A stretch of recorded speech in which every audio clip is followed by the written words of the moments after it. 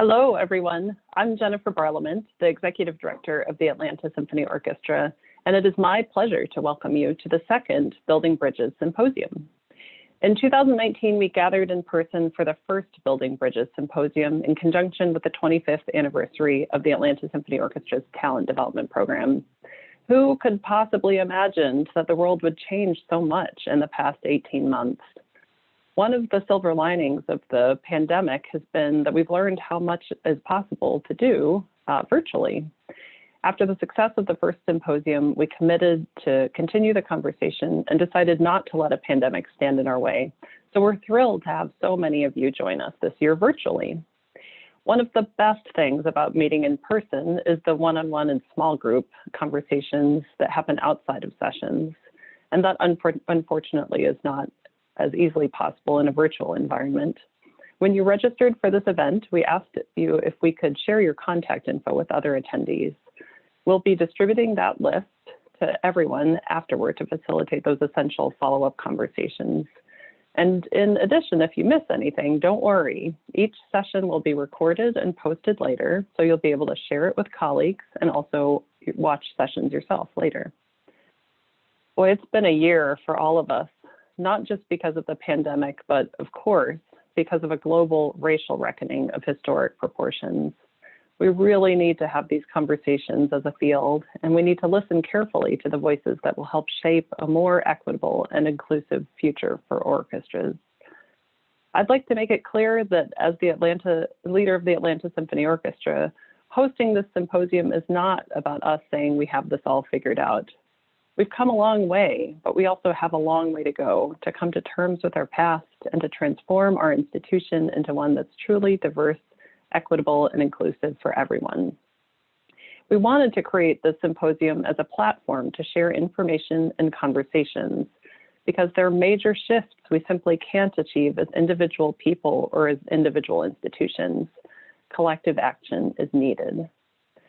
Over the past year, it's been such a privilege to connect with many of our TDP students and alums, a number of whom you'll hear from today and some of whom will be attending the symposium. It's such a privilege to be part of their musical journeys, to hear about their challenges and to support them as their careers blossom. If we want to know why this conversation is important and why we at the ASO are so passionate about this work, look no further than these brilliant and accomplished young musicians. In their hands, the future is bright. I'd like to begin by thanking a few people who helped make this event possible. A special thanks to our partner organizations and the members of the Building Bridges Planning Committee, Cassidy Fitzpatrick Carlson and J.T. Kane from the New World Symphony, Kimberly Kraft McLemore from the Nashville Symphony Orchestra, and Jania Stiegel from the Cleveland Institute of Music. Also, a big thank you to the New World Symphony's tech team that is helping host all of these events. I'd also like to thank Elizabeth Daniel and Ryan Walks from the Atlanta Symphony Orchestra for their tremendous work in bringing this event together. And of course, to Ms. Azira G. Hill and her band of volunteers who founded the Talent Development Program and who continue to serve as our inspiration and guiding light. And I'd like to send a huge shout out to the whole TDP family, staff, volunteers, students, parents, alumni, board members, supporters, across the country for all the great work that you are doing. I'm very much looking forward to today's session, beginning with our keynote address, followed by a panel discussion.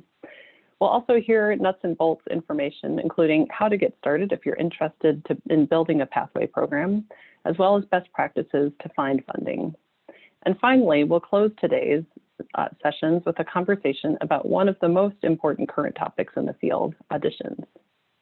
We begin by looking at the both and imperatives of diversity and excellence and the vital role of orchestras, conservatories, and music schools in identifying, attracting, and investing in talent. It's my pleasure to welcome Joseph Conyers as our keynote speaker, followed by our first distinguished group of panelists who I know will lead us in a lively conversation, including Joy Payton-Stevens, cellist in the Seattle Symphony, Weston Sprott, the Dean of the Juilliard Preparatory Division and a trombonist in the Metropolitan Opera Orchestra, and Titus Underwood, the Principal Oboist of the Nashville Symphony. Now, many of you know Joseph Conyers, a graduate of the Curtis Institute, who serves as Principal assistant principal bassist of the Philadelphia Orchestra after 10 years with our own Atlanta Symphony, Santa Fe Opera, and the Grand Rapids Symphony. Joseph has been honored with many awards for both his extraordinary musicianship and his commitment to education and entrepreneurship. A formidable advocate for music education, Joseph is the executive director of Project 440, an organization that helps young people use their interest in music to forge new pathways for themselves and ignite change in their communities. Additionally, he's the music director of Philadelphia's All-City Orchestra, which showcases the top high school musicians of the school district of Philadelphia. He was named the artistic advisor and artist in residence for the Boston University Tanglewood Institute in 2020. Joseph serves on the double bass faculty of both the Juilliard School and the Temple University's Boyer College of Music, and is a frequent guest clinician and speaker, presenting across the country from Yale University to the Colburn School. Joseph currently serves on the board of directors of the Greater Philadelphia Cultural Alliance. And now, over to Joseph.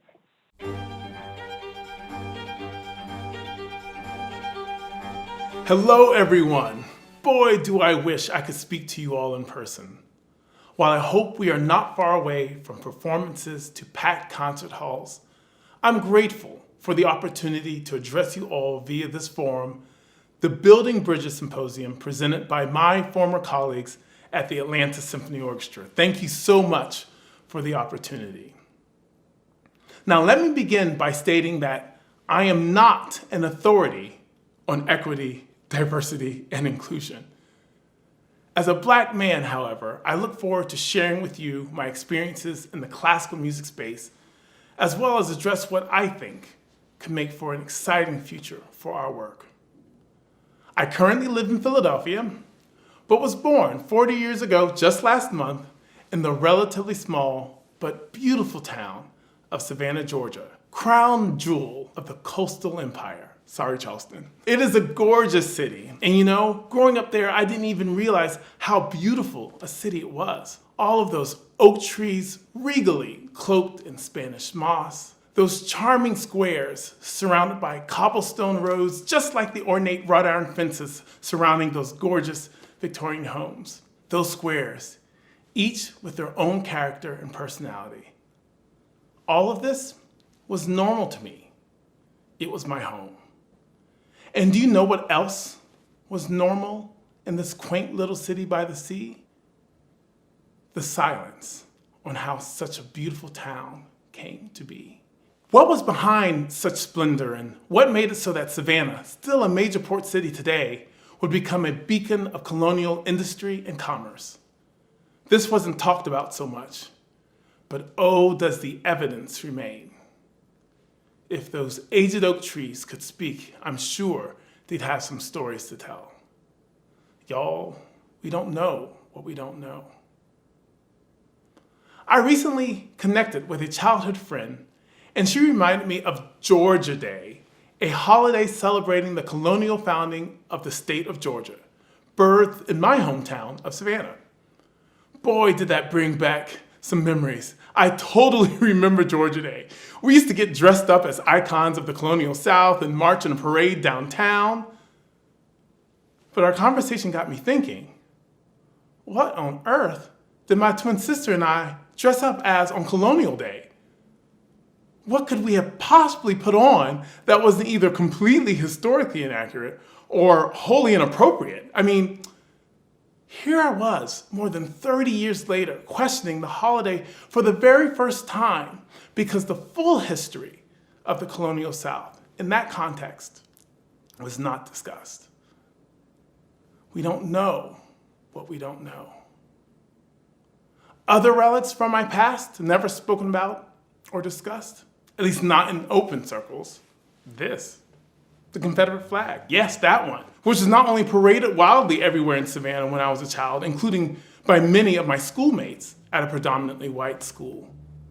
But this symbol, now a wholly recognized representation of hate, and the Confederate South constituted 2/3 of my home state's flag until my early 20s.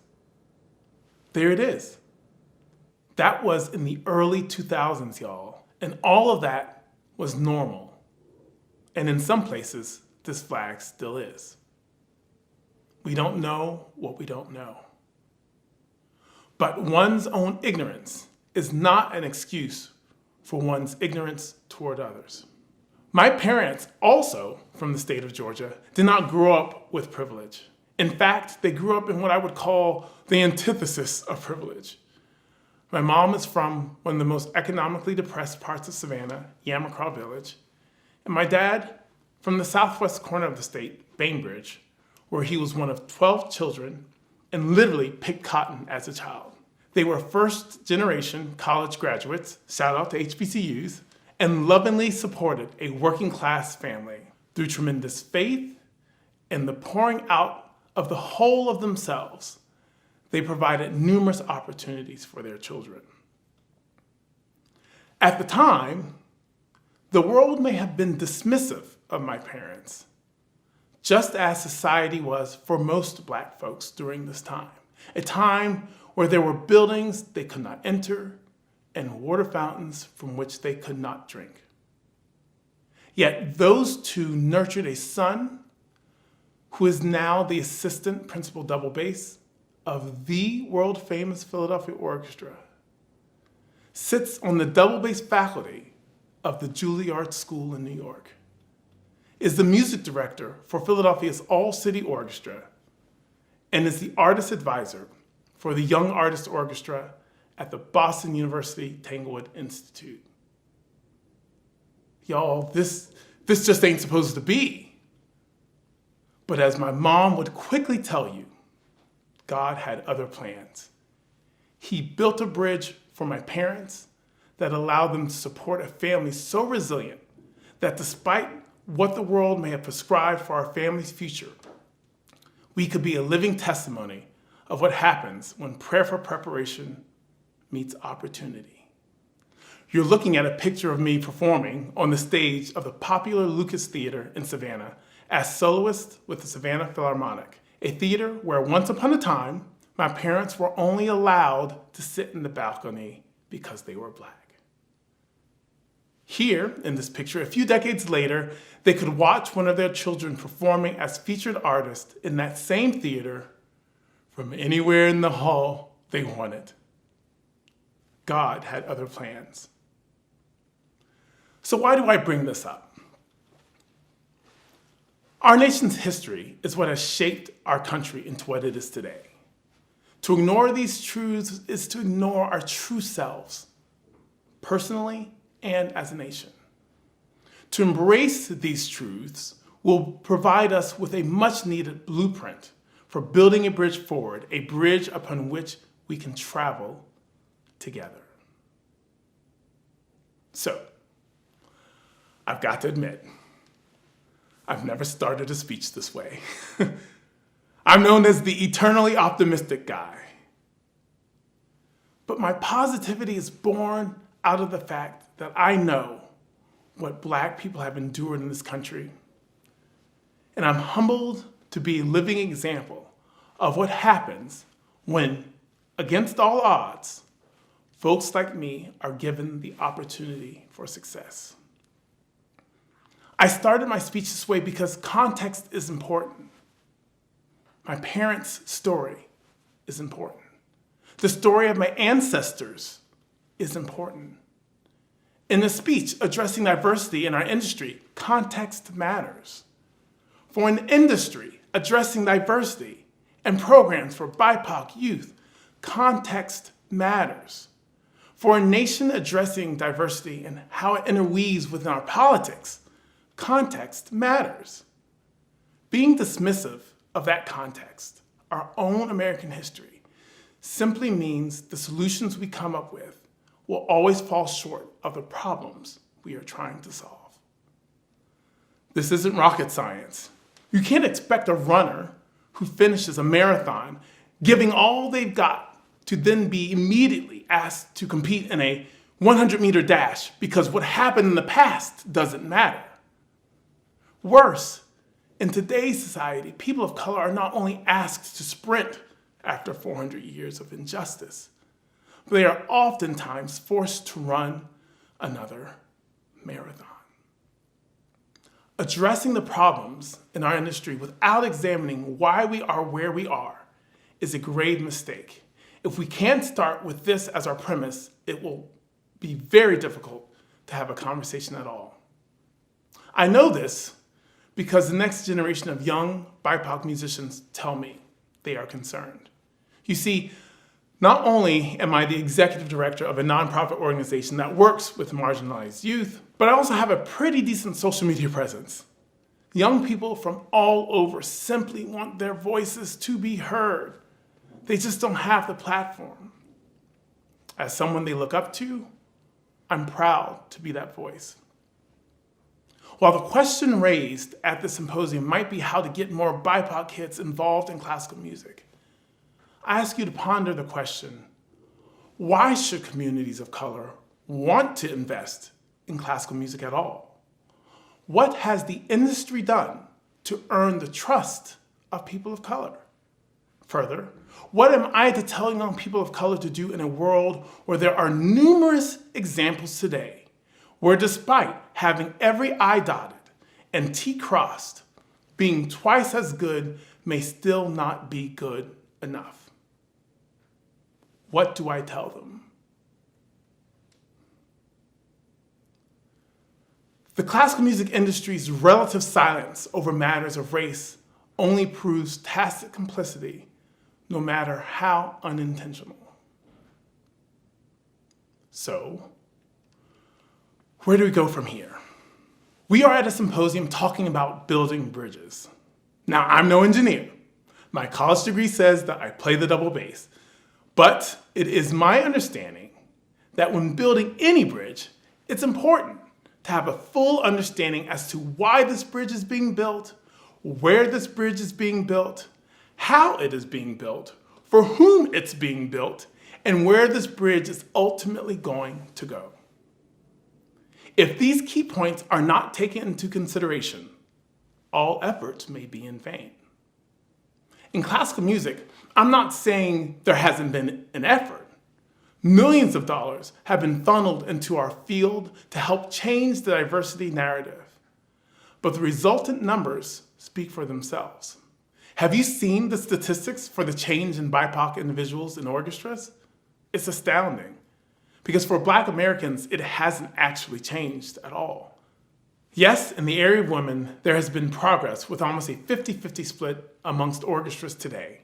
But for African Americans, after years of effort, along with countless hours poured into research and development, the percentages of Black Americans in the orchestras has remained the same at a whopping 1.8%. Yet, the pattern repeats.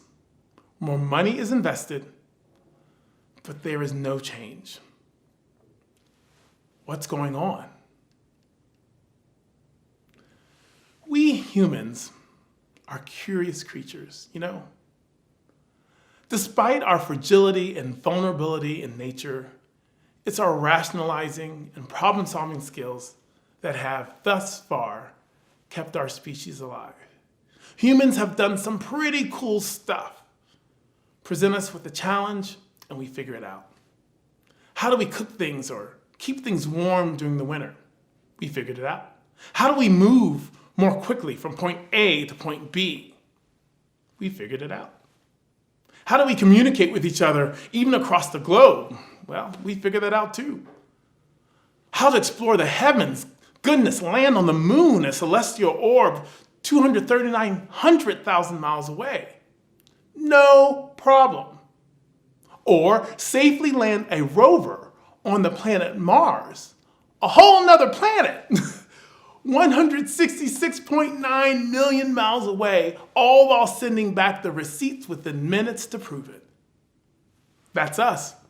Mission accomplished. And finally, when overwhelmed by a once-in-a-century pandemic that could wipe out millions in our country alone, we quickly developed multiple vaccines that can not only bring hope, but save lives and the promise of a return to normalcy. To date, it looks like we figured that out too. Honestly, if you think about it, it's all quite miraculous. But y'all, then along comes the idea of diversifying classical music, And well, it seems we might have met our match. I mean, we can't even seem to get our little classical music rover off of its own little launching pad. We're stuck. So what is getting in our way? It's like we're trapped on an island with no way off. Aha! What we need is a bridge or helicopter, but let's, for the sake of this symposium, go with bridge. Now, the dictionary defines a bridge as a structure carrying a road, path, railroad, or canal across a river, ravine, road, or railroad, or other obstacle. In this definition, the part most relevant to our discussion today is the identifying of those obstacles. Where do we start? But before we start, I do want to be sure to recognize where there has been success. You're looking at one. One of the very first scholarships I ever remember receiving was a few $100s through the Music Assistance Fund of the League of American Orchestras, which helped to pay for my lessons as a student. Without that assistance, our family would not have been able to afford the lessons we received for me and my other two siblings. But to my point before, the needle hasn't moved. So what are the obstacles obstructing our path for a more inclusive and representative symphony orchestra? There are many, but today I'll discuss three: systemic racism, lack of opportunity, and the lack of resources. Let's start with systemic racism. I started my presentation today reflective of my childhood years, making the case for the existence of systemic racism and how it can exist without our knowing it, sometimes even to the disenfranchised themselves. I also know that systemic racism conversations can be awkward. I think because the word racism, a triggering word for sure, undoubtedly can be perceived as active.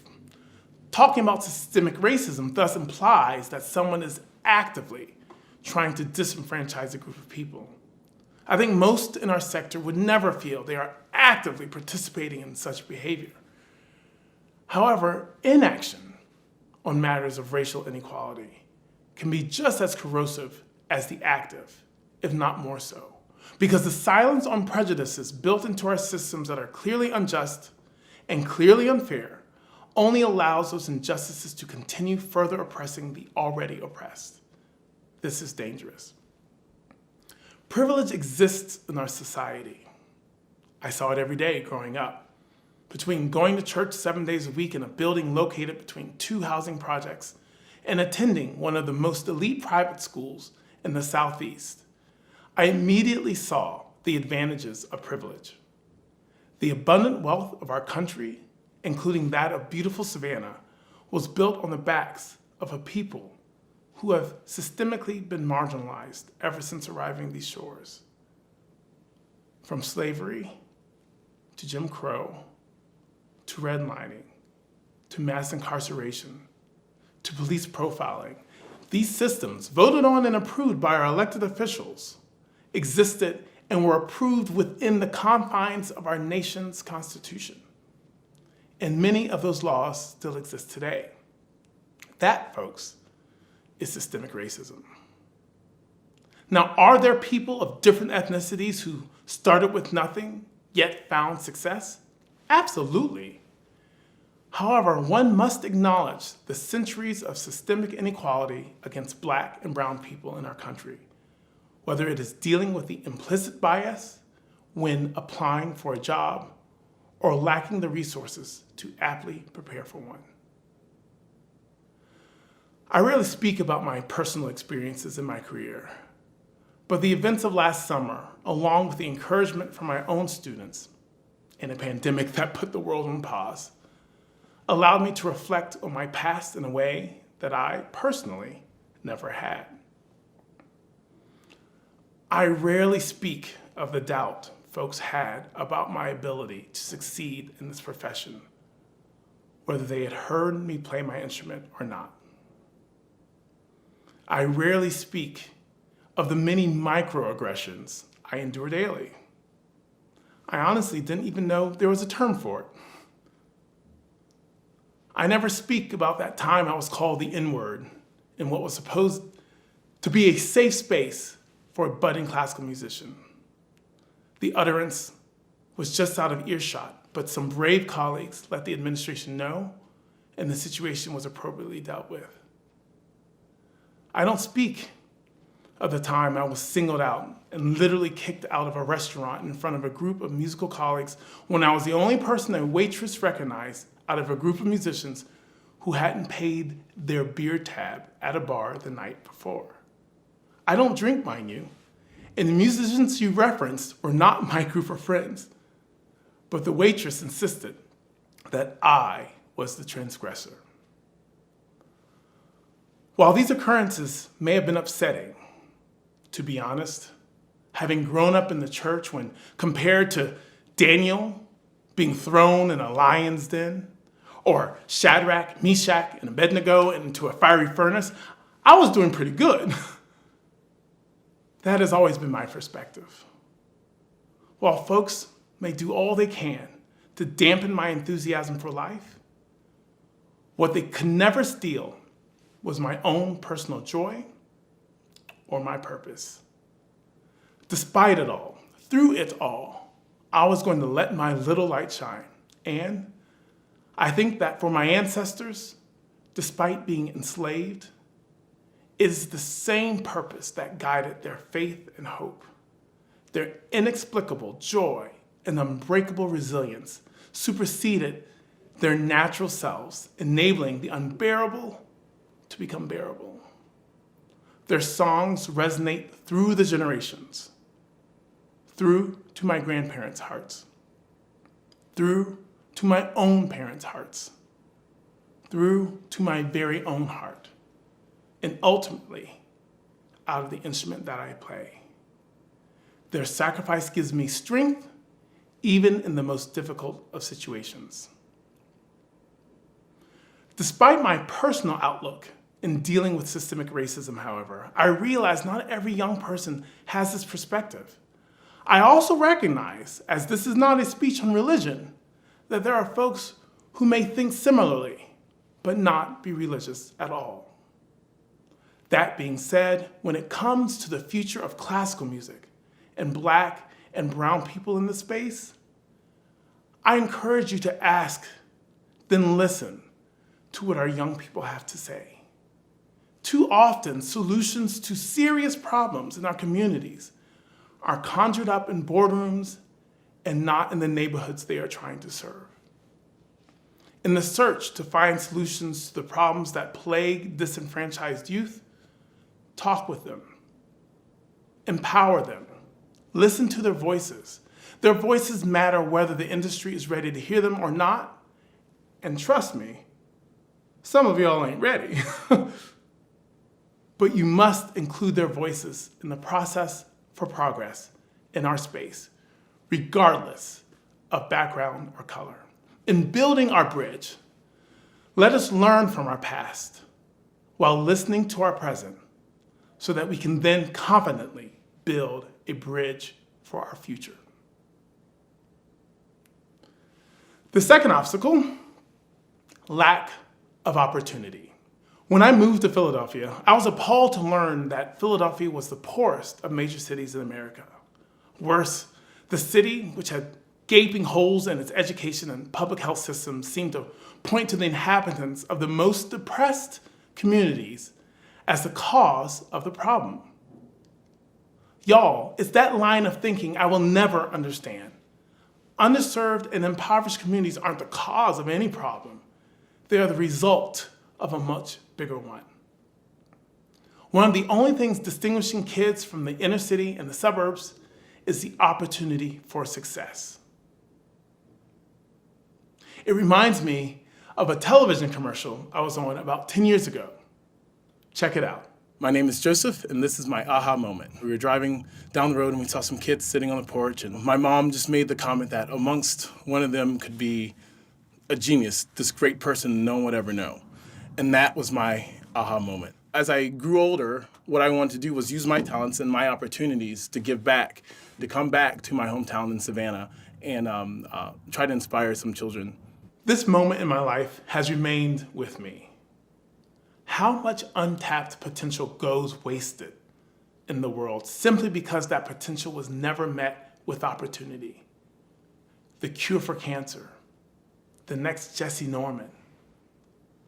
That question should haunt us all. And that is my calling as an artist. Providing opportunities for others is the purpose that fuels my passion. That being said, somehow we seem to convince ourselves that as classical musicians and institutions, the only work we can do is inside the concert hall. And the problems of the world outside of those walls are not our concern. I think we need to get over ourselves. Music is more than just a social event. Music, when utilized in different ways, can be its own movement. I mean, it's like we're an awesome superhero with a killer costume, but have no idea how to use our superpowers. Music has the power to connect. Through our music, we can start conversations with folks we may otherwise never meet. We can use those conversations to further understand each other as well as discover how we are the same. Music has the power to educate. Like with my own organization, Project 440, music can be used to teach a lot more than just scales. Music can be used as a jumping off point to teach life skills, entrepreneurship, leadership, and service to our young people so that they fully realize their agency to succeed in life. Music can literally be an instrument for success.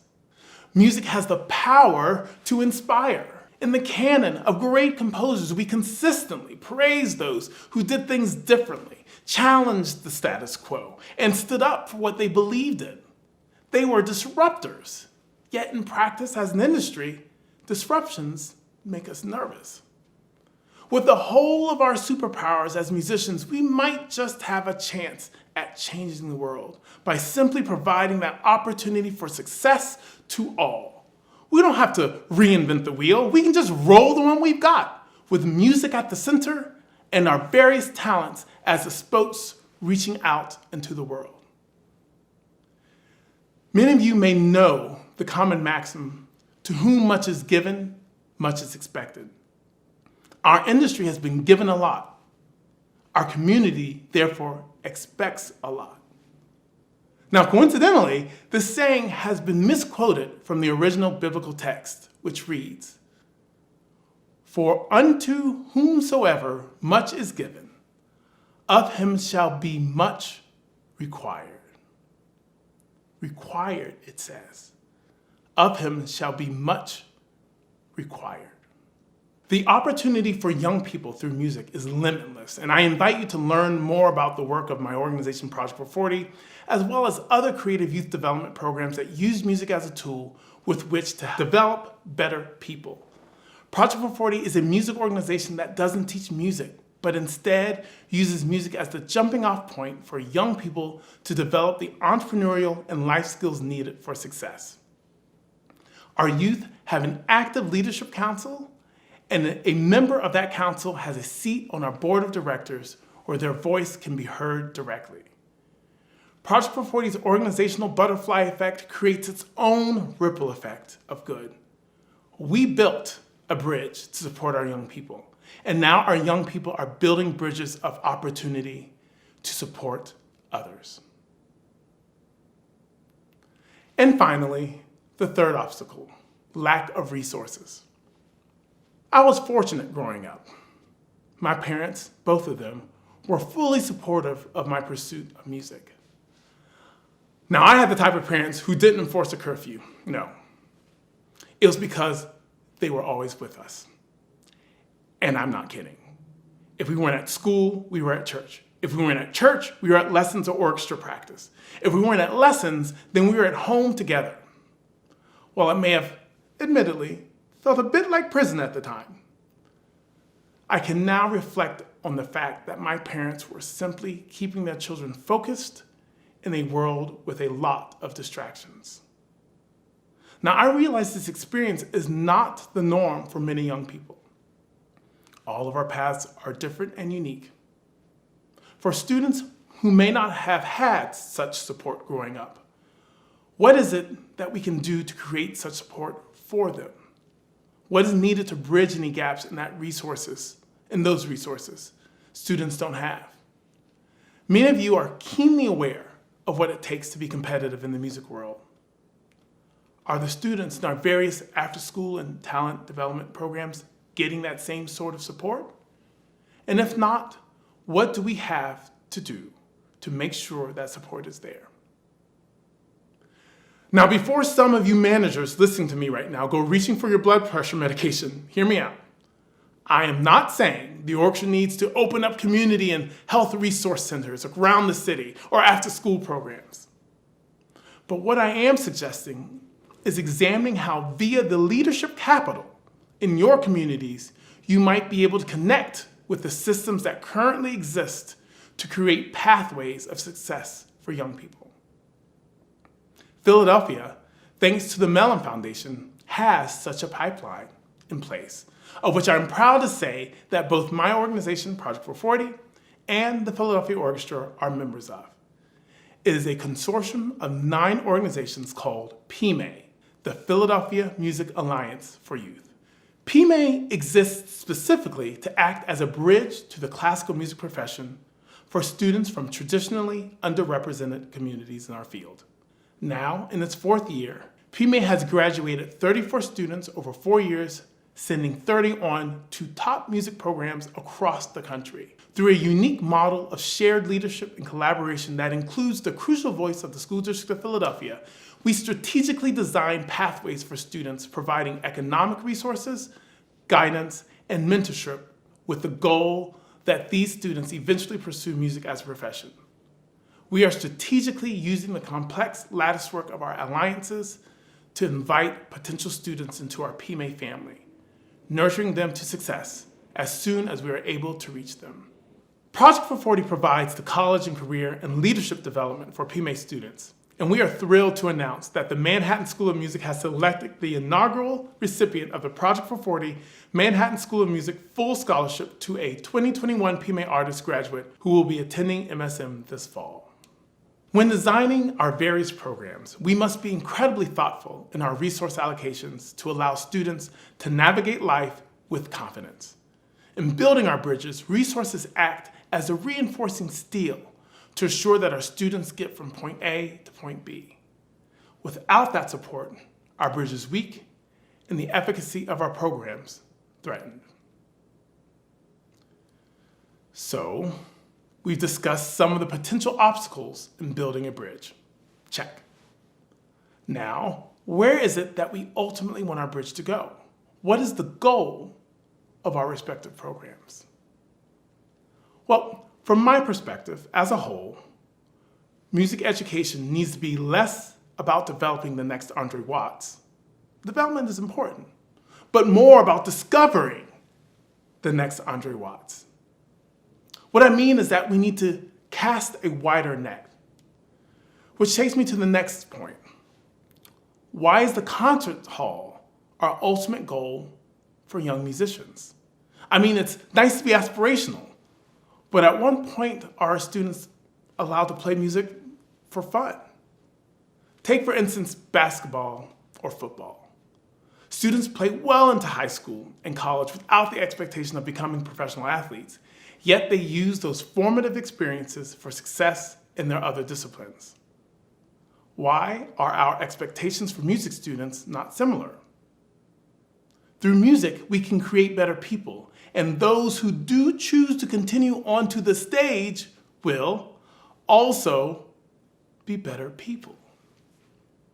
We must allow students to find their passion and carve out a path that will make for joy in their lives. Our industry has a plethora of opportunities for leadership and is in great need of talent off of the stage as well. We need administrators, educators, and entrepreneurs in our field just as passionate about their work as a performer might be about playing a concerto with orchestra. We need folks who think outside of the box and aim to strategize for a more diverse and inclusive sector. Sadly, there are musicians on our stages today who, despite generous paychecks, aren't happy. They were never encouraged to explore their interests outside of music, allowing them to discover their own purpose to fuel their passion. They want more. And that's an opportunity, folks. And yes, brace yourselves. Some of these pathways may lead to professions that are not even in classical music. And that's okay. Let's get as many young people on our bridges as possible and allow our potpourri of programs to provide the appropriate exit ramp that is right for each program participant. In this way, we are all working together for the same goal. And for those musicians who do choose orchestra as their final destination, let's make sure they can find a musical home where they are allowed and given the space to be innovative and entrepreneurial. I know many BIPOC musicians doing some of the most incredible work in our space. It's amazing. And most of them, talented as they are, have no interest in a career in an orchestra. What if that were to change and orchestras celebrated the individuality and innovation of their respective artists? I think it would make for a uniquely different orchestra, one that is more attractive to achieve, accessible, musically flexible, and relatable. And lastly, on this bridge building journey, why are we going where we are going?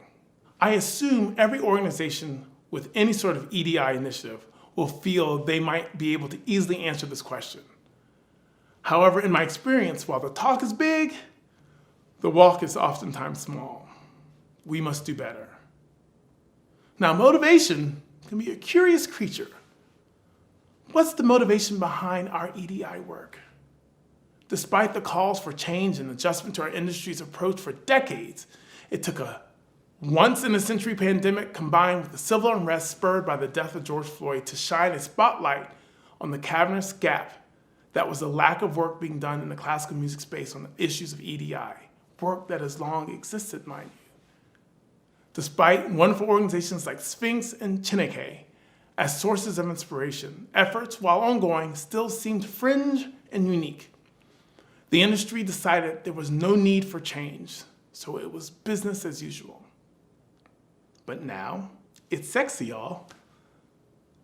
And this is both a good and bad thing. The good is that work is being done.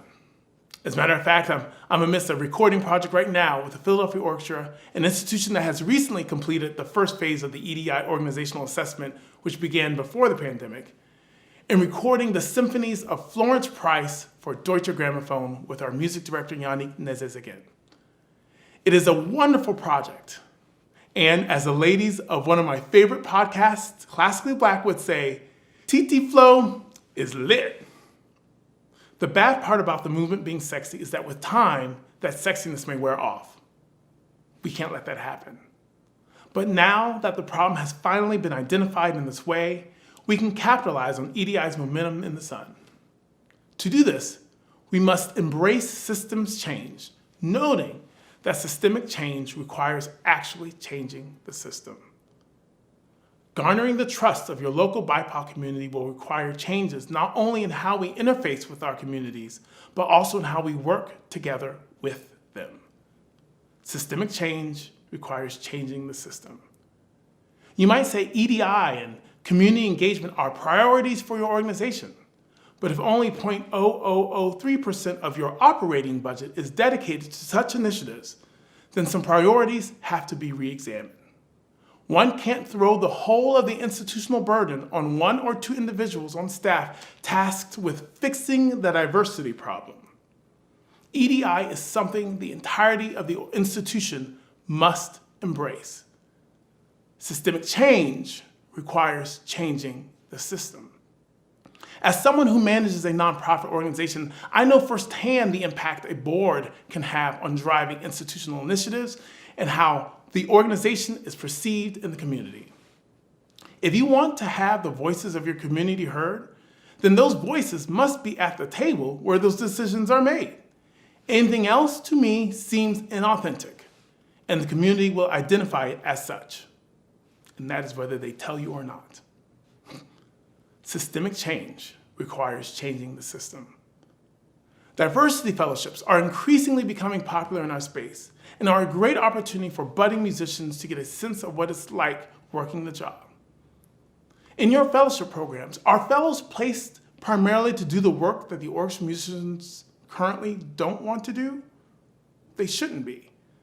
Fellows and orchestra musicians have the opportunity to be working together with management to successfully build community engagement activities and design strategic initiatives.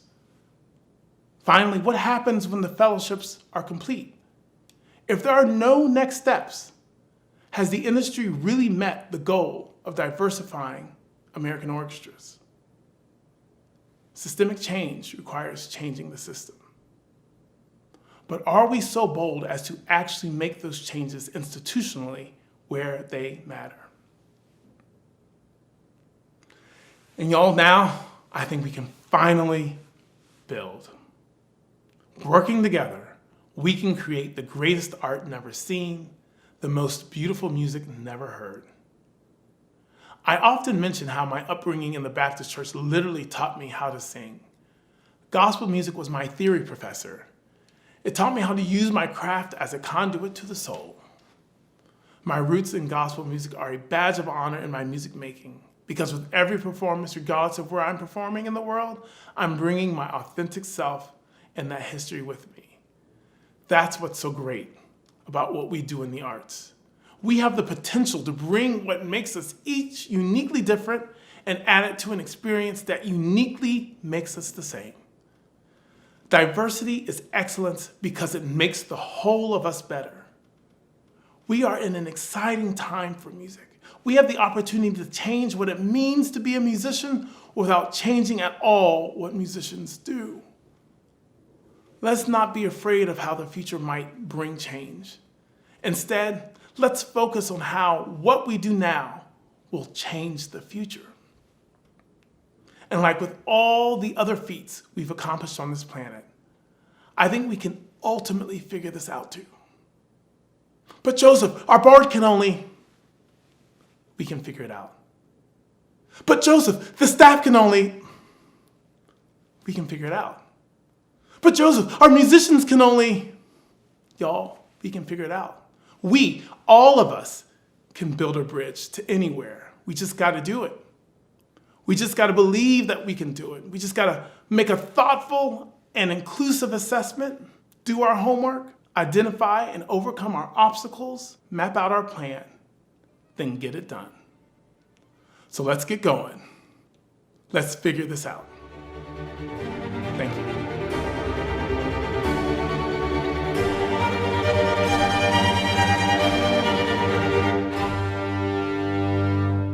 Wow. Well, thank you so much, Joseph. And I'm going to invite Joseph to join us here in just a second. But I just wanted to take a second and say thank you so much for, again, thanks to all of you for joining us. And thank you to Joseph for that incredible message. As I was listening to it, I was thinking, boy, I want a transcript of this. And I'm going to underline it and I'm going to highlight it and share it. Just so many incredibly important points. Welcome. Well, thanks again, Joseph. I especially wanted to thank you for sharing those very personal details. It's a more personal message than even I have heard you give in the past, and we've had a number of conversations through the years. So I just want to thank you so much for your vulnerability and for your willingness to share with all of us. And just such a tremendous message. Thank you again. So I'm going to hand it over to you and hope that all of this works technologically so you can introduce your colleagues, and I'll step back and enjoy and watch and listen. Okay, very good. Thank you, Jennifer. Thank you again for allowing me to be here today. This is a really important conversation, and as Jennifer said, I may have gone a little bit more personal than I even have in the past. Because I think it's really important to provide even more context about my own experiences. And as I said, the pandemic and talking to my students and having these stories be heard, it was important. And they encouraged me. So that is that. So I don't know if the other panelists can pop up yet, but I do want to introduce them.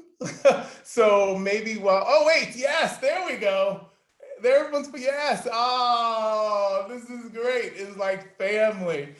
We have Joy, Payton-Stevens, Weston, Sprott, and Titus Underwood. three dear friends of mine, and I have to refrain myself from acting like we're just hanging out at an event, just chilling, because these are some of my favorite people. So it's really exciting to be able to talk with all three of you here today. And before I know about how wonderful you are, and I know most of the world does as well, but just in case there might be one or two who may not know about you, I'm going to do some brief introductions if that's okay. And actually, I think it's actually in the order you are on my screen. So Joy Payton-Stevens has been a cellist with the Seattle Symphony since 2014 and recently earned her MBA from Columbia University. In addition to performing and teaching music, Joy works to advance solutions in many areas of social impact, including reorienting the classical music industry toward a more equitable future. Congrats on Columbia. I did not know that. That's very cool. That's very cool. Weston Sprott is Dean of the Preparatory Division at the Juilliard School and a trombonist in the Metropolitan Opera Orchestra. His work includes performance, education, administration, and thought leadership. He's an active speaker, writer, and consultant for diversity and inclusion initiatives in classical music. Thank you, Weston. And Weston are also schoolmates. And Titus Underwood is the principal oboe of the Nashville Symphony. Prior to performing with Nashville Symphony, he served as acting associate principal of the Utah Symphony. He is a 2021 Sphinx Medal of Excellence recipient and was recently named to the oboe faculty of the Cincinnati Conservatory of Music. Titus, it's great to see you and welcome. So the presentation I gave covered a lot of ground, a wide spectrum of topics. And so I know we could literally spend the rest of the day or the symposium just talking about those topics by themselves. I want to start with a few specific questions just to get things going and get the conversation going. But I hope this can be pretty free. And for all of those of you who are watching and listening from wherever, we might have time for Q&A at the end. So feel free to save up your questions. And if we have time at the very end, we'll try to get to them. So Joy, I would like to start with you. Me. So there are points all along the pipeline that bridges need to be built, and I addressed that in the speech. Where, in your experience, are the biggest obstacles or opportunities we need to attend to as a field if we want to change the representation? Yeah, definitely. That's a really good question, and the way it's framed is also really good. Oftentimes when there are obstacles, that's the negative way of looking at it. And when there's opportunities, that's the positive way of looking at the exact same thing. But what I found when I'm trying to kind of push for changes in my own organizations and in larger organizations throughout the industry, where I'm getting pushback or where I'm finding these obstacles are with fellow musicians and also administrators who are not necessarily as familiar with these issues as everybody on this panel happens to be. The main reason is because they've never had to be on the receiving end of any of these negative consequences or unfair treatments or disparaging policies. And so there's a natural sort of ignorance on the topic. And at this point in 2021, after the crazy year that we've just had, and there's a wide variety of writing, there's research, there's articles, there's groups of us who are all saying the exact same thing. At this point, it's a bit of willful ignorance. And ultimately, the way decisions are made oftentimes relies on these groups of individuals who don't necessarily have that understanding, even though they should, because they're making the decisions about the outcomes. Right. And so it gets to be pretty frustrating. It gets to be pretty challenging.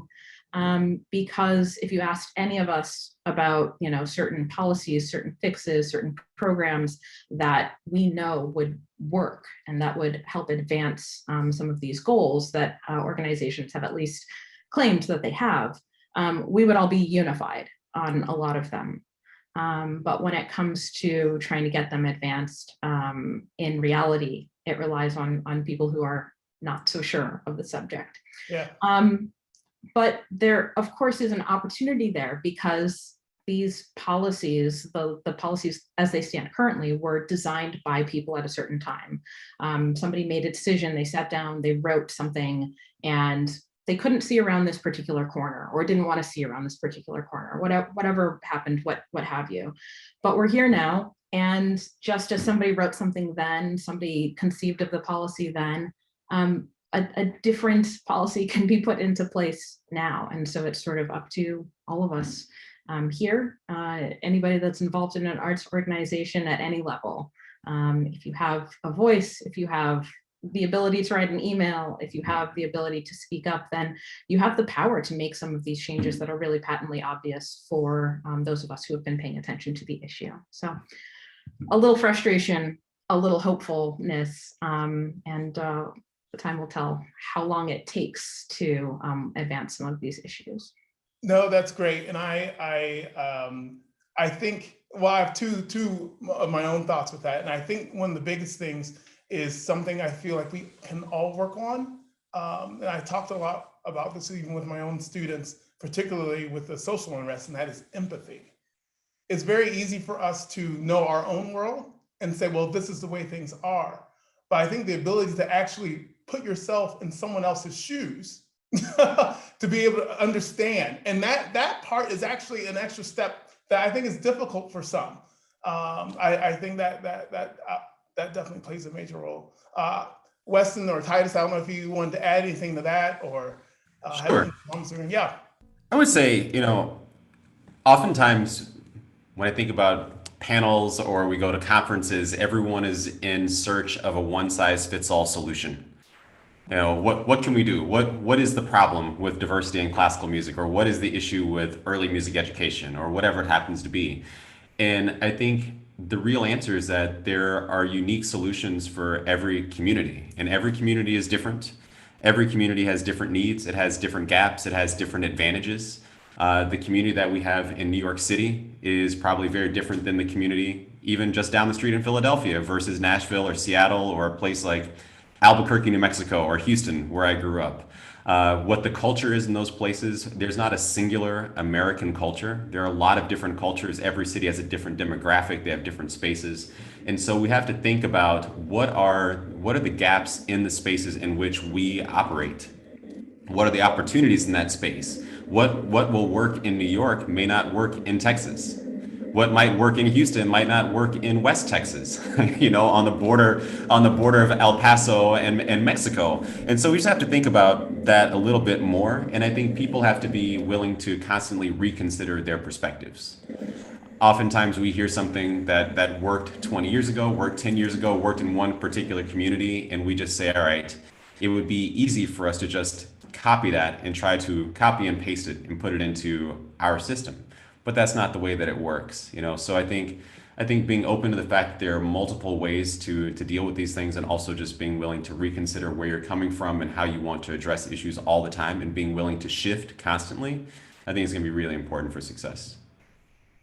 And I love what you said there, because with every community being different, it actually means we have to know our own communities. We actually have to do the work of knowing our own community, and not just saying, to your point, that it's like one size fits all, because it's not. And that's this building. I think when we're thinking about building pipelines and building pathways, it's really learning how your community works. What's your history? Philadelphia, for example, has an incredible musical history and lineage and pipeline that exists for students from the city to ultimately be on the stage. So the question is, if that has gotten weak over the years, how might we be able to use that same system to fix it and make it better than ever? Titus, any words or? Yeah, I can add something quickly. Beautifully said from both, and the speech is beautiful. I mean, I was like, we don't have anything to say after Joe just shut it down. So, and I love the Southern lingo as well, as a fellow Southerner here and a pastor's kid. So the one thing that I want to bring up is, yes, we have all the pathways and all these things, but I want to ensure that this pathway is going somewhere. that the institutions are facilitating a clean run through, a runway into the pathways. Because a lot of times it is easy to kind of a kicking the can down the road type of situation. I mean, many pathways, some have existed for decades, some have existed for as least as 50 years. So I always say, what are the results? What are the fruit that's being bared from the pathways? And if it is in fact bearing fruit from the pathway, then where are these people being placed? Do they have opportunities? Are the institutions that they go into, are those actually equitable? So I would say, can we address it on multiple fronts? The pathway issue and also the orchestra. What is going on? Are there good conversations going across the aisle between management and the union to ensure that the best possible practices are happening within the institutions? Because there is a combination of things that people are hired, musicians hire musicians, I always say that, and it's a very complicated process. However, we should be looking at the full gamut of things. And like Weston said, every single community is different. You should know your community that's there. And I always ask institutions this when it comes to talks on diversity or Black players, brown players, and I would speak as a Black player. I say, using an institution, if you really want to know something that's very specific to your community, say I want to reach the Black community of Atlanta. It's a very big, thriving Black community in Atlanta.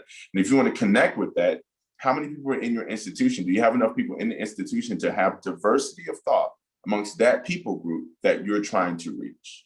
Not just a representative of someone you come to and say, hey, what do you think about this, Titus? I'm not going to have all the answers. Just like Weston gave an answer, George gave an answer, you gave an answer. And I'm learning from the process of hearing the diversity of thoughts amongst just the four of us. So imagine you can come up with a better crystallized idea, a better, more specific idea that will actually solve the problem if you have enough people there to have the minds to come together to solve the issues that you have in front of you. Excellent. No, that's great. And actually, it's a great segue to my next question. Thank you, Titus, which will be for Weston. Weston, by the way, were you a Medal of Excellence winner this year as well? Actually, I started to confuse the year before. Year before. I see. Okay. All right. All right. Okay. Very, very good. So Weston, this is a great segue when we're talking about what are our organizations doing, because you're in a position, particularly at the Juilliard School, to be part of this change in your active role as dean there. So is anything your organization, what is your organization doing in regards to diversity, and what seems to be making the biggest impact? Well, a lot of things. So the preparatory division, which is the area that I lead, is both the music advancement program and the Juilliard pre-college. So altogether, we're a little over 380 students. And it's a very, very intense Saturday program, but it requires a heavy lift to make it all work.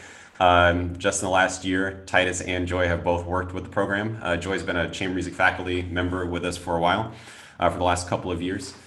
And actually, the pandemic provided a fair number of silver linings. As devastating as it was for everyone, it helped push everything forward as far as rethinking the way that we do things. And of course, we oftentimes think about music education through the lens of things that are applied.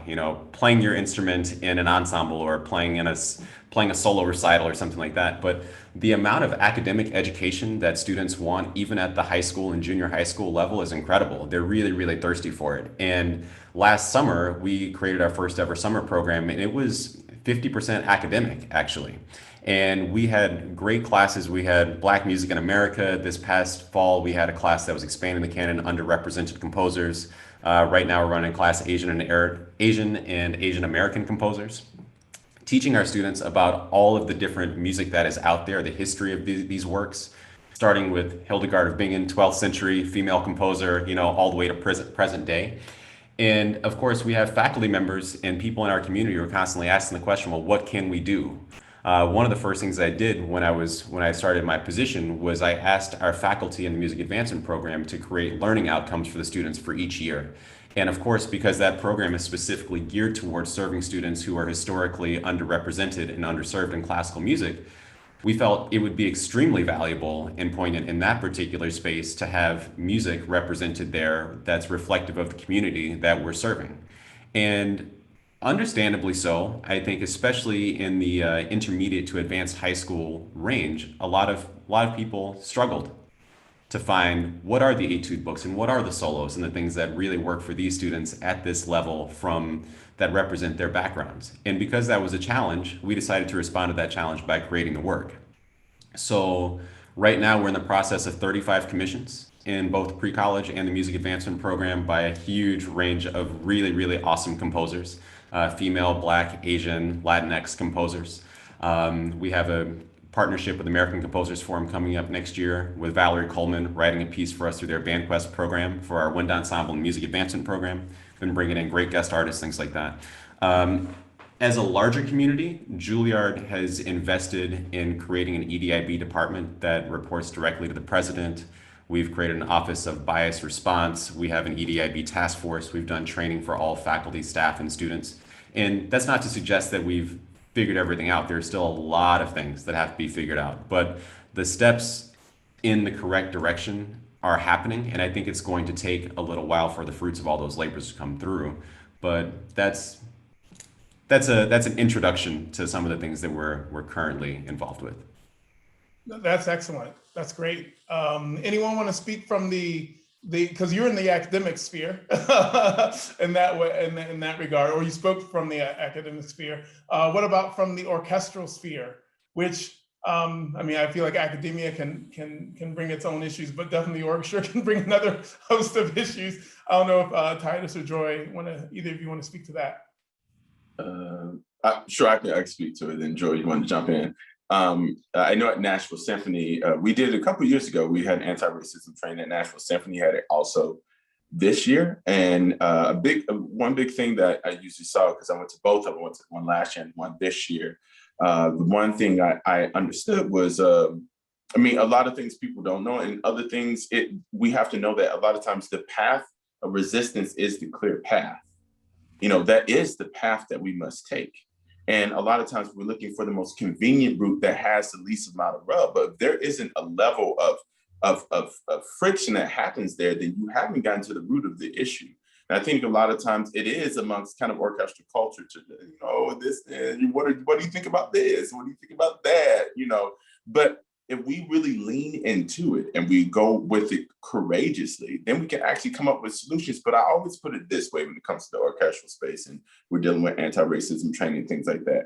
I would say think as big as you can. Like, don't think about like what we cannot do, because the first thing I hear is like, there's a process in the way that we do this. I understand that a process is created amongst humans. Like, we created whatever process is there. So I'm not saying that we should respect things like that, contracts and things like that, but I'm saying, let's dream big. What do you want it to look like at the end of this? What does it look like?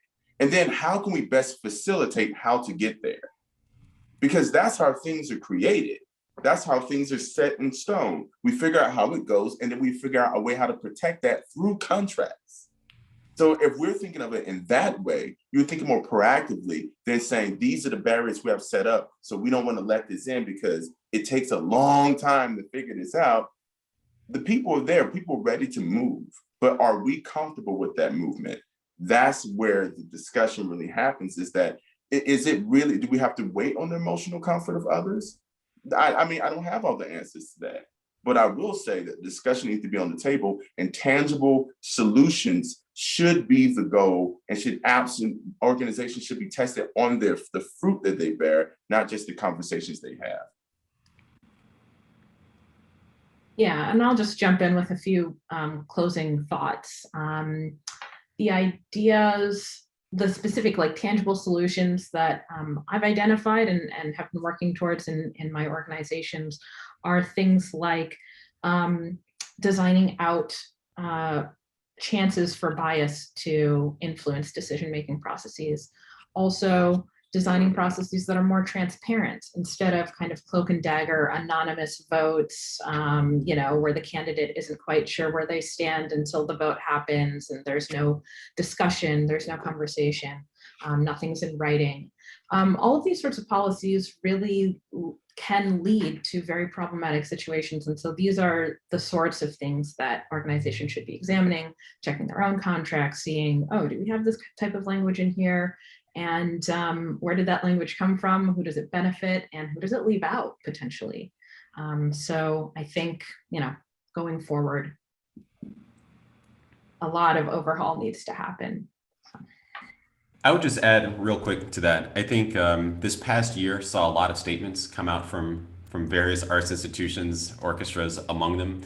And I think orchestras put themselves in a very interesting place because they made a lot of statements that I think oftentimes they're A, not willing to live up to, and B, are not even quite sure they understand fully what they just said.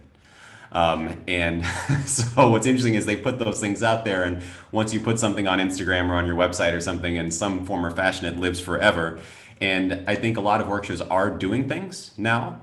The thing that concerns me is that we talk about EDI, right? I mean, equity, diversity, and inclusion. And I think that the space that most orchestras are willing to begin putting their toe in the pool in is around representation or diversity.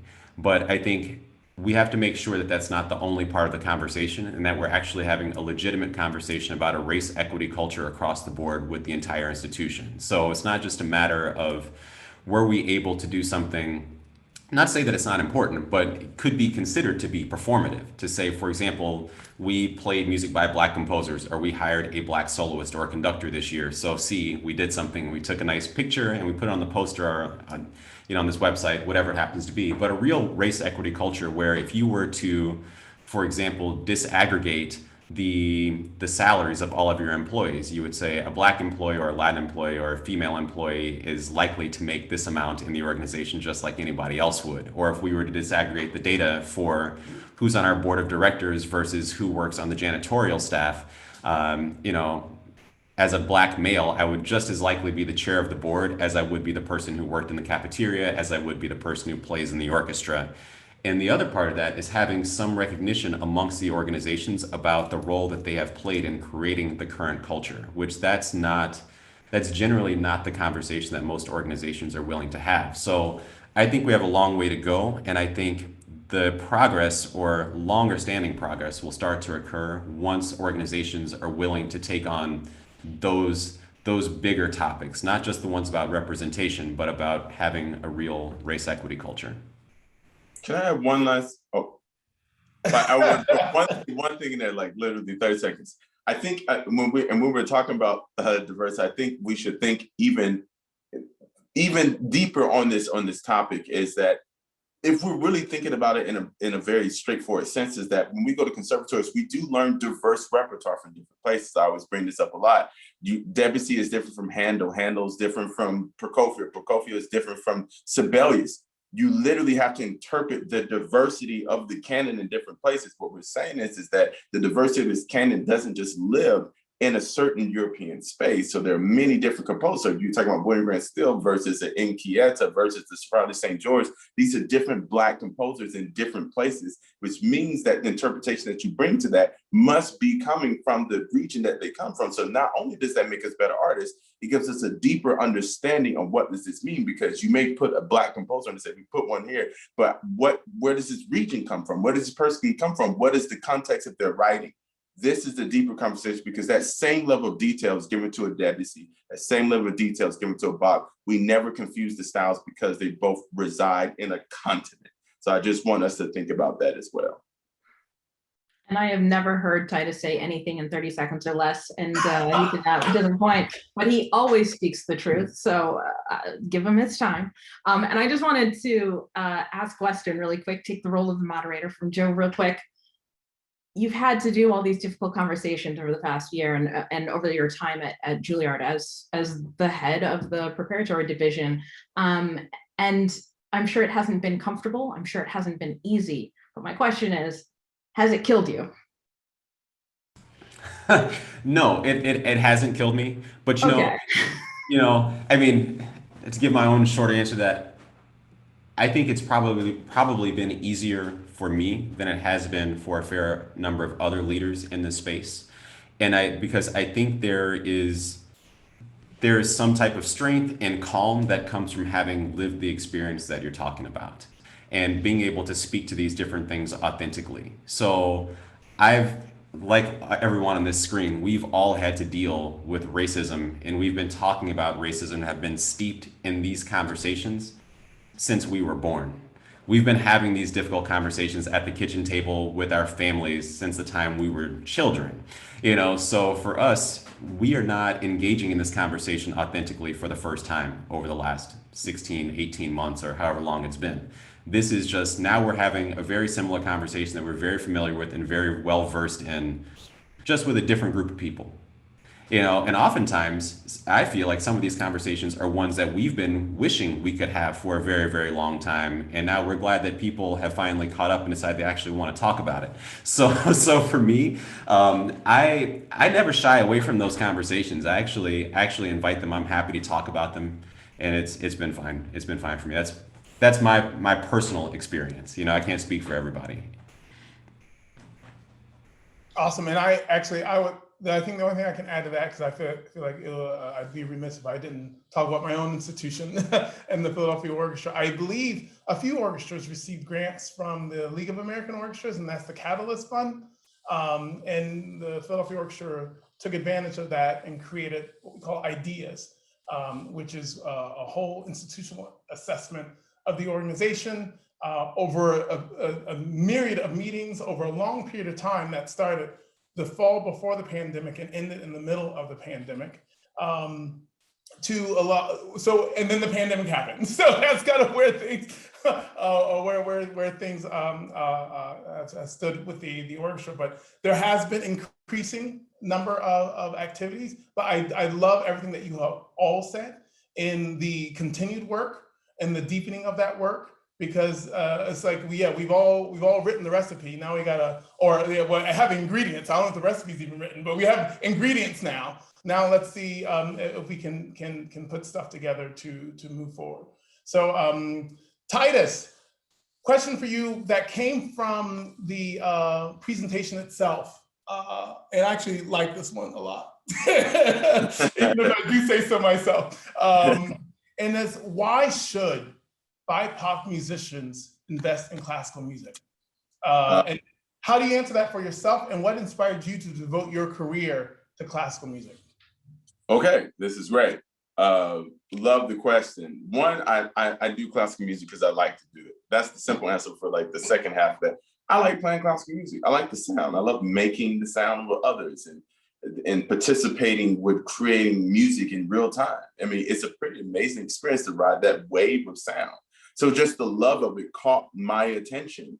And, my family, a big part of my upbringing with my family was very involved in encouraging me to do so. I also come from a very gospel background where I used to play with my oboe with a clip-on mic with the church band with the B3 organ roaring on the side. You get what I'm saying? So like, I come from that type of expression. So I just love doing music. And this was the avenue that I chose.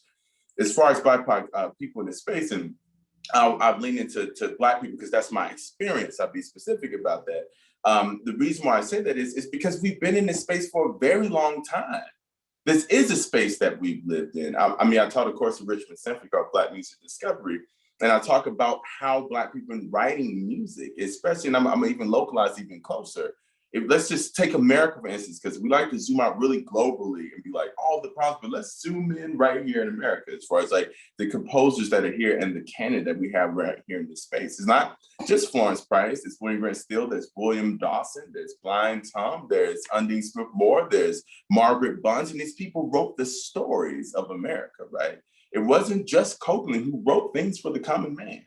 It was also William Grant Still who wrote his second symphony called Song of a New Race, which talks about very specific people and a very specific experience. And I'm saying those things are lost within the conservatory space and amongst orchestral musicians, that we're not telling the full story of America about our cultural export as being responsible for the story that we tell as American institutions. And there have been stories that have been told. And why do I go to conservatory? And I'm just learning everything that happens as far as the Western canon is. And then we get to American music, and I see nothing that has to come from the contribution of Black composers on a deep level. I learned about Henry Cowell, and I'm not saying these people are very valuable within the canon. I learned about Charles Ives. I learned about Aaron Copland. I learned about Bernstein, but why haven't I learned about all these other people who've been here in this space for a very long time? And also with all the music that's there. I mean, there's giving the same amount of rehearsal time to this music, the same amount of appreciation for you to be able to play it correctly. Because if Mozart was played terribly the whole time, I don't think he'd be around. And Bach was played terrible. Bach was lost for a little bit. So I'm just saying that we do have examples of things that we can do as far as Black people being in the space. I speak for that. And other people who want to bring their repertoire and their culture, you have been represented as well. And that's why I'm in this space, because I've been historically in this space. I don't happen within the vacuum. I know I stand on shoulders of other creators who've been building repertoire that tells that story, that can add to the broader canon of music that actually makes us better musicians, everyone a better musician. So if I'm learning something, from, a composer that comes from South Korea and they have a certain way that they do things, that makes me a better player. If I learn the context of how to interpret that music, if I'm learning something from a different place, that's what, if I learn this articulation of whatever, that's why I live in this space, because we're artists. And as artists, I should be able to bring my culture. It's not just about representation. It's also about culture coming into the space. So representation without any culture means nothing. And I always say that, and I always make a term that I make say, it's not just Melanin and Mozart. It's about the culture that comes along with those people. So let's bring it all there, because that has to be appreciated as well. You can play this, you can also play that, and that cultural exchange actually makes it a richer space. So that's why I advocate in this space. And that's why I say we should be in this space, because we've been in this space for centuries at this point. No, I love it. That's great. I love it. As I said in the speech, we just recorded 3 of the symphonies of Florence Price, and it was one of the most, it's so eye-opening. And when you talk about our voice as Black people in the canon, most people don't think about it, particularly when you talk about American music, but she has a specific voice that not only takes the European components, but definitely adds these very, very historically Black components to the music, which is honestly, I mean, I'm just gonna say it here as a Black person, it was almost overwhelming. I mean, being able to explore her music, spend the time on the music, but then want to learn even more. And because this is an expression that has always been a part of me. And actually, some people think it's strange the way even that I do it, because the way your face looks and the way you emote, that's the way I communicate. And that's the way I make music. And that's, so anyway, I can go on and on about that, but that just hit me. So I just want, Joy, Weston, do y'all have anything to add on that? I have nothing. You two are a mic drop for me. That's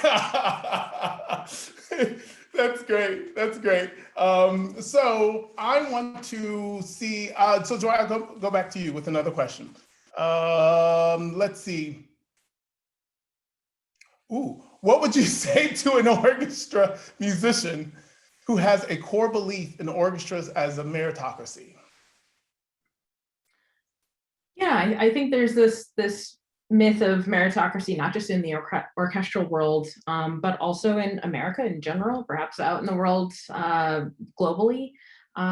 This idea that you are where you are because of the things that you've done, because of the hard work that you've put in and that sort of thing. And don't get me wrong, like definitely put in the work, and there are rewards that come from work. But I think that this idea of meritocracy sort of negates everything that's come before. And if you think about, me, myself, I'm 36. And I'm just thinking about the things that I've done and the things that I have been able to accomplish and what I've been able to do.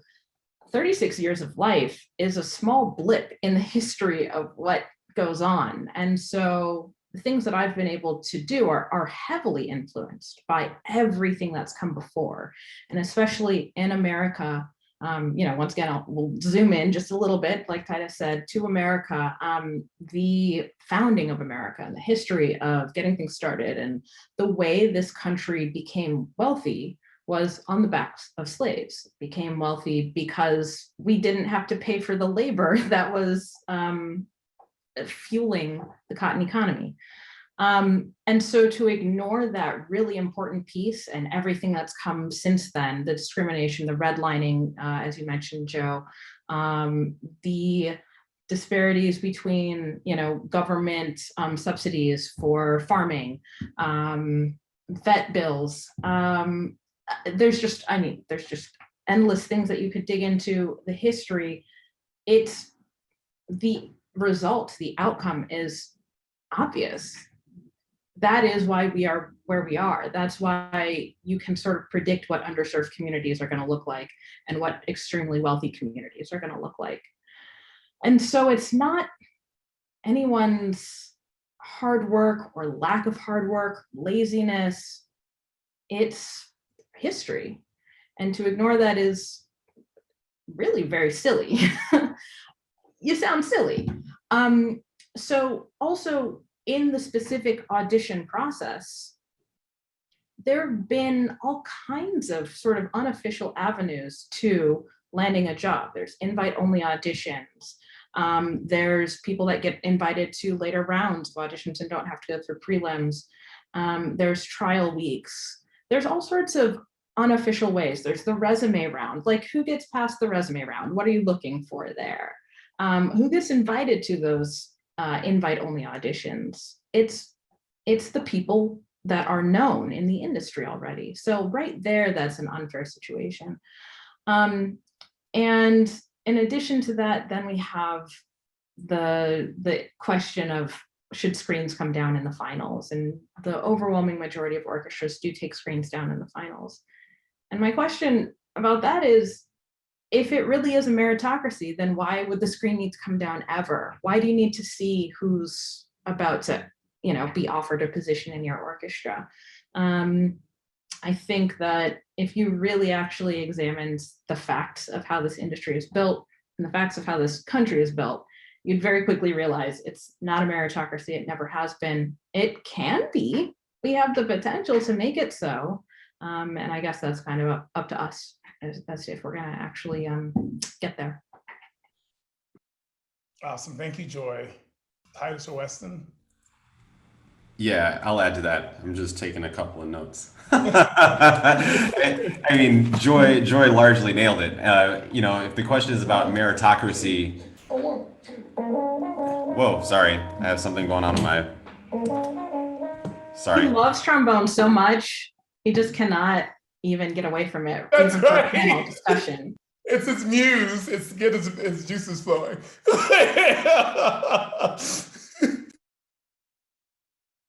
Okay, I got that fixed. I accidentally hit the play button on my keyboard. My apologies. All right, so we needed a moment of levity because the conversation is so heavy. That must be what it was. Okay, so what I was going to say is the meritocracy is based on what? To me, is the question, right? So it's like, who auditions is kind of what Joy is leaning into. Who judges those auditions, and they judge them on what repertoire? How do these people get their jobs? If we actually did an analysis of how every player in a full-time American orchestra got their job, you would find that a lot of those people did not get their job, not only through a blind audition, but through an actual audition at all. There are people who are appointed. There are people who just got called to play some trial weeks. There are orchestras that had 7 auditions for a position, didn't pick anyone, and then just called someone they knew and hired that person. There are people who subbed with an orchestra for years and then eventually filled a spot. And also beyond the economy of places like playing in the Atlanta Symphony or the Seattle Symphony or Nashville, there's a whole orchestral gig economy where people are making a lot of money playing in orchestras, whether they're subbing with the Philadelphia Orchestra or playing in a summer festival where lots of players from particular orchestras play and they invite their friends. So there's lots of ways to get involved in the orchestral space that are not even through the traditional audition system.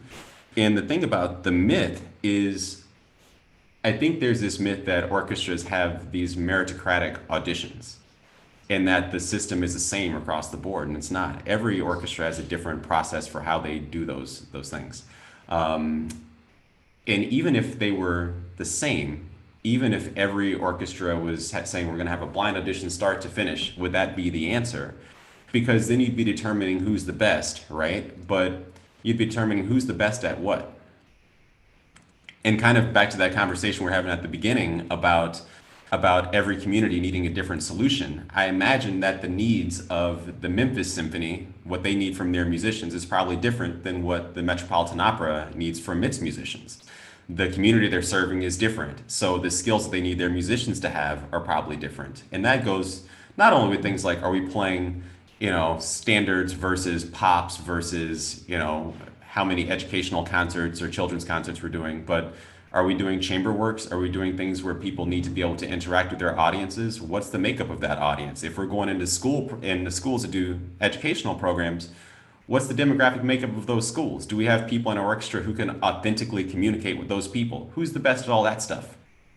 How are we judging that? So the whole system, the idea that it could potentially be meritocratic, it has holes in it left and right, from my perspective. I want to add something that Weston said.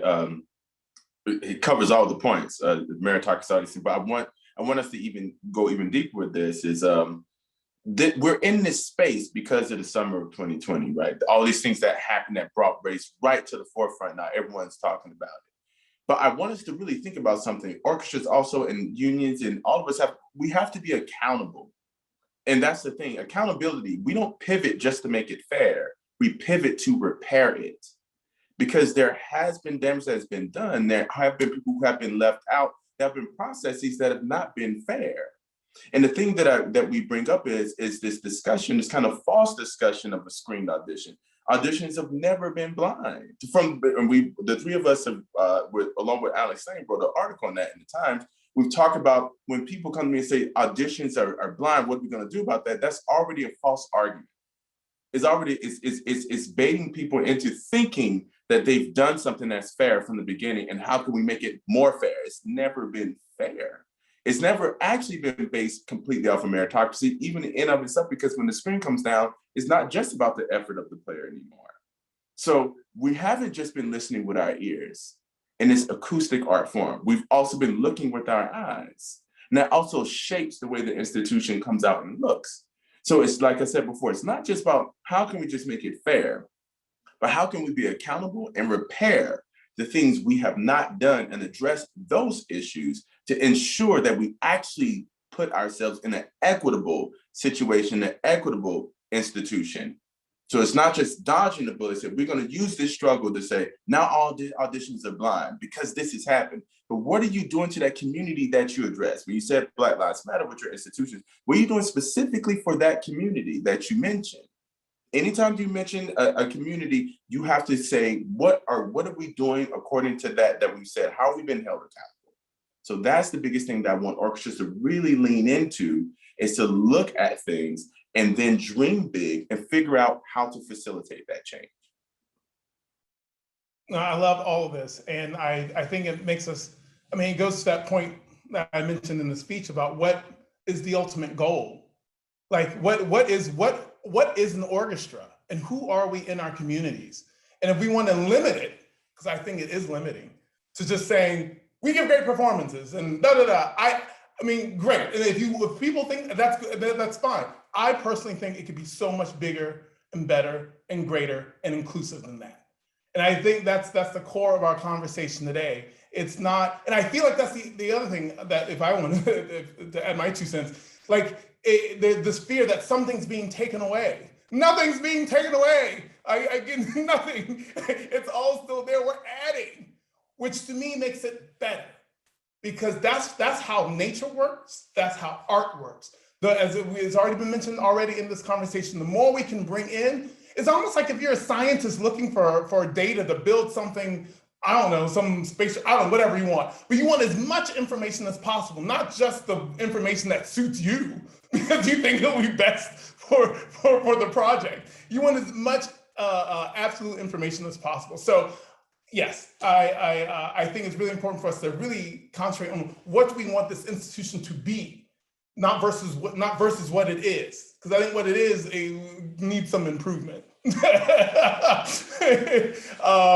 And on that note, y'all, we only have 5 minutes left. And as I said, we could go on and on and on and on and on and on in this conversation. I just would love to hear some parting words on anything that hits your mind and spirit in this moment, in this conversation, as we kick off this symposium.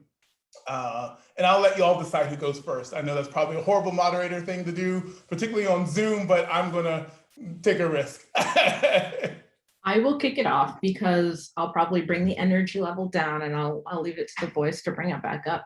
But I'll kick it off or close things out by saying that, I am hopeful over the long term that these changes will happen. They need to happen. Like, let's start that as a baseline. They need to happen. All of these things need to be examined. And I'm hopeful that over the long term that they will be, and we certainly aren't going to stop talking about it. We're certainly not going to stop pushing until they are. So I know that it will happen. I guess the thing that gets to me is that on the other end of these things not happening, in the absence of these things not happening, we have a lot of young musicians who are coming up, talented young musicians, passionate young musicians, people who are still wild about this industry, people who love classical music, people who love the community, love the industry, are hopeful for careers in this super competitive industry that we all have decided to take part in for whatever reason. And the thing that gets to me is that sometimes they get caught in these things that we have not taken care of yet. And I know that each of us has experienced different pretty negative and demoralizing situations because our teachers before us did not attend to these issues. And it's sort of not acceptable to me that young musicians who just love playing, who just want to be able to share their talent, might be caught up in such a thing, such a situation. And so as you're thinking about the timeline of, oh, when's the right time to bring this up? When's the right time to advance this initiative? When's the right time to examine this legacy, policy, and contract? Be thinking about the people who on a regular basis are being affected personally by not doing those things.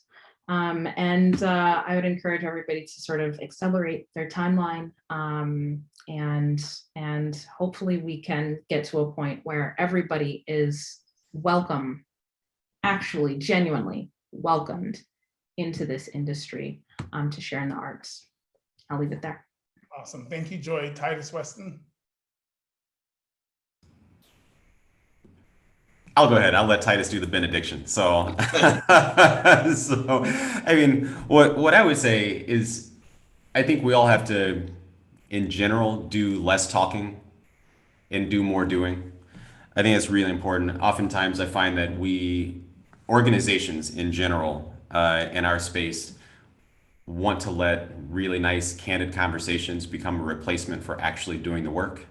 Like, we talked about it or we made a statement, and that counts as having done something. It's not actually, it's the beginning of doing something, but it's not actually the heavy lift. You actually have to follow through and do the work. And to the people who are leaders in the space, I would just say, remember that this work is not about you.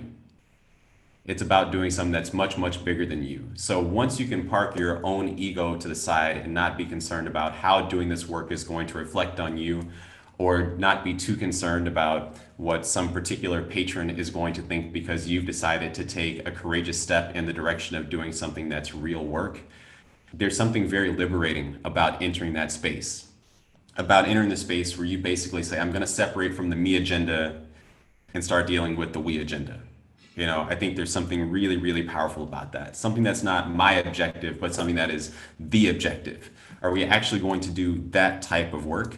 And I think once you start that work, you're going to find there's a lot of joy in that space, because I think I speak for all of us that we've all learned a lot. I mean, we're considered to be subject matter experts in this field. That's one of the reasons why we've been asked to do this. But I think all of us have probably done a lot of learning over the last 12 months or so with regards to how to navigate organizations, but also expanding our own view of the repertoire, all these different things, right? And one of the things that's been great about that is I think there's a lot of joy in it, because there's so much good repertoire out there. There are so many talented, amazing people out there. And if you would just open the door, walk through it, and take a chance, you would see that there's just so much there to learn and to make your life richer. I was thinking about it, Joe, just because I know you from school and how you lived in the gym, and that's why you fill out that suit so well. You know, it's kind of like going to the gym. It can be a struggle to get yourself out of bed and decide you're going to show up, but once you get there, you're glad you went. And I think if organizations can stop the talking and start the doing, once they see, oh, if we include these people in our work in a real significant and meaningful way, this is a wonderful thing. So that'll be my parting word. I'll pass it to Titus. I'll make mine quick because I know we run a little bit over time. Just to summarize what was said, let's continue conversations, but also contracts. How many people are in your orchestra? How many people are in on the management side? How many people are in unions? Like actual tangible change. Because when a movement is made, when you harness that energy to have the conversation must also go to paper. That paper also facilitates jobs, that pays people to be able to do this for a living. So it's not just about just reaching out. Where does that pathway go? Are they on the stage being paid on a salary with health insurance where they can go on with their life and grow as musicians and do other things? And are you having people in the institution where you have an actual natural bridge to the community? If I go to my community, like Joe talked about, I resonate with that community. West comes at me, enjoy it. It's easy. I can just go talk to my people. It isn't like, how do I figure it out? You know, I don't have to put together this plan with charts and all this stuff to figure out how to talk. Of course, I need to go there in any way that is distancing. There still has to be thought behind it. Just because I'm a Black person doesn't mean I'm just the expert. However, the point that I want to make is that conversations should lead to contractual agreements. That's what it should lead to. And that's the step. That is the next logical step. That is a very tough step for people to make, because as soon as you get in there, people have that resistance when it comes to something that said, this is something we're committing ourselves to for 3 to 5 years and for the foreseeable future. Not just for the hot moment to create another education program or another program that just uplifts, but a program that is putting people in place where they're the leaders in that space, but they also influence the contracts of the future. So I want to continue to make this something that is sustainable. And that's all to say about that. Awesome, you all rock. This has been great. I wish we could go on and on. To Joy, Weston, and Titus, I appreciate always the opportunity I have the chance to talk to you. So thank you for that. Thank you to the Symposium. I'm right here, don't worry, I'll be right back. There we go. Thank you to the Symposium for allowing us to be here and give us this platform to discuss these very important issues. I wish everyone who's part of this symposium a happy symposium. I hope everyone, like Weston, is taking notes on all that's going on and use those notes for actual tangible change for our future. Everyone have a wonderful day and enjoy the rest of the symposium.